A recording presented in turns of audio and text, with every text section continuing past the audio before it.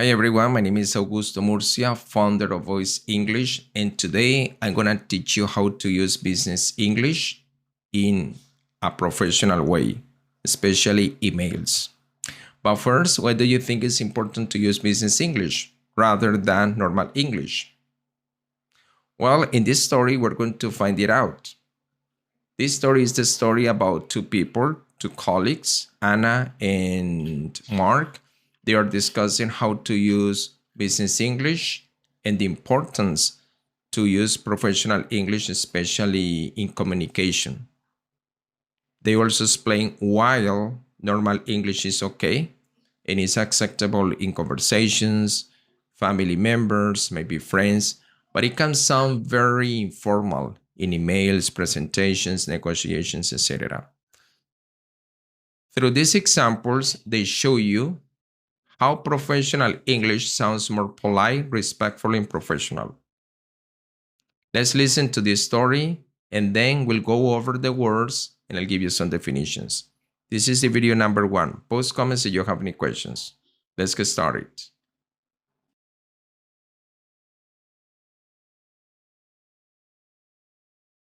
Good morning, Mark. I wanted to talk about something important for our business communication.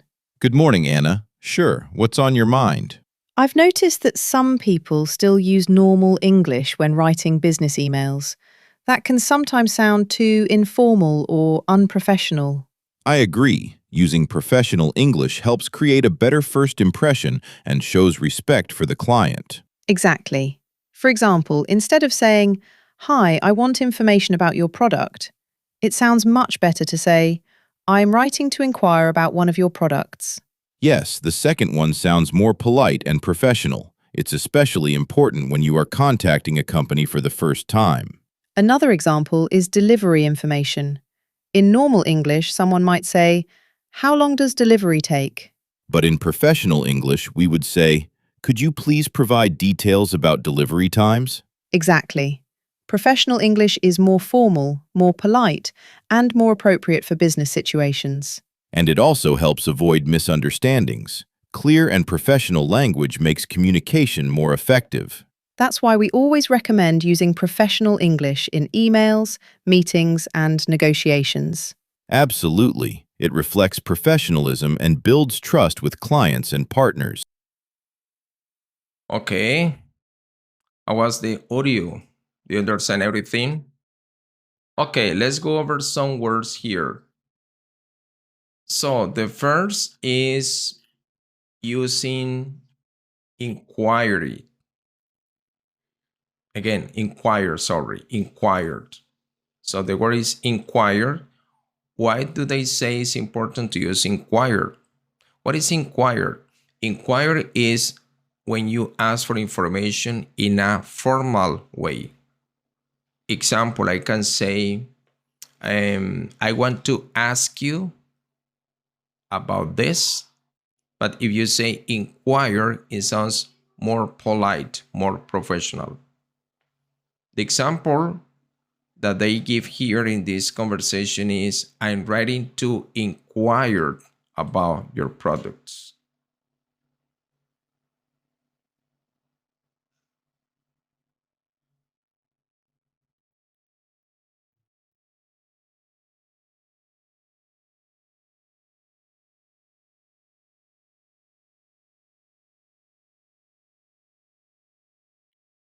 I'm writing to inquire about, and you can complete it.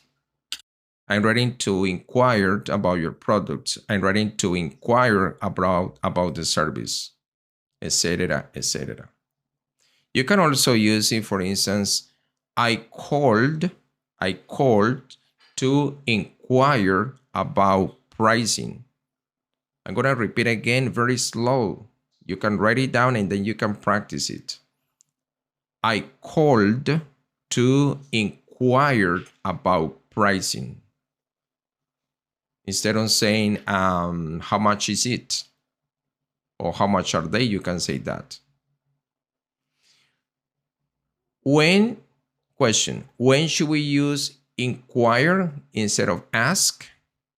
When should we use inquire instead of ask? Well, in professional or business contexts.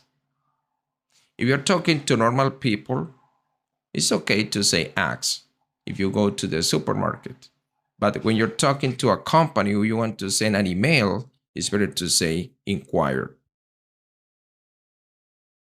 So another definition that I want to practice today is delivery.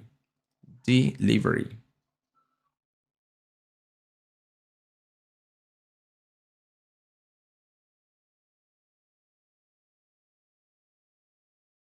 Delivery.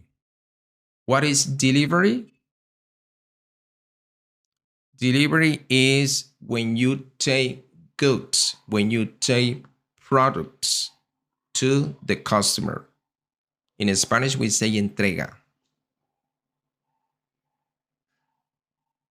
Example, I can say we offer free delivery. We offer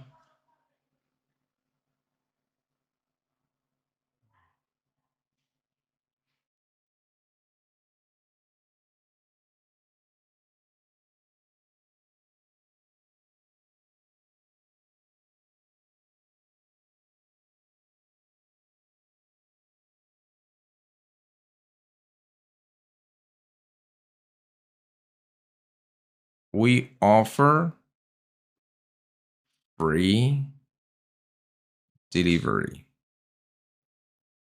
You can say that. So I'm giving you here some examples that you can use, that you can include to enrich your vocabulary. For instance, if you are having a conversation, and you want to confirm the delivery, you can say, please confirm the delivery address. Okay. Now, delivery times is the word that we use also when you're asking about, or when you're giving the information about the period required for a product to be delivered after purchase. In Spanish, we say plazo de entrega o tiempo de entrega. Example, you can say, please confirm delivery times before ordering. Again, slow again for you. Please confirm delivery times before ordering. Another example could be, for instance, a client approaches and they want to ask information about delivery times. You can say, for instance, delivery times are clearly stated on the website. So that means that if the person visits the website, the customer, the client can find delivery times. So remember, delivery times. So we have three words: inquire, delivery, and delivery times. And the number 4 is build trust. Build trust.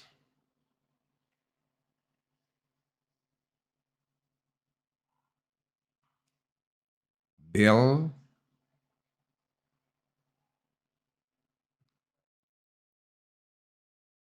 trust.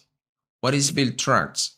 It's to create confidence in a professional relationship. Example, meeting deadlines is essential to build trust. Meeting deadlines is essential to build trust. And also honesty. Okay, remember, this is the video number 1. You can post comments if you have any questions, and see you in the next video. See you next time. Bye-bye.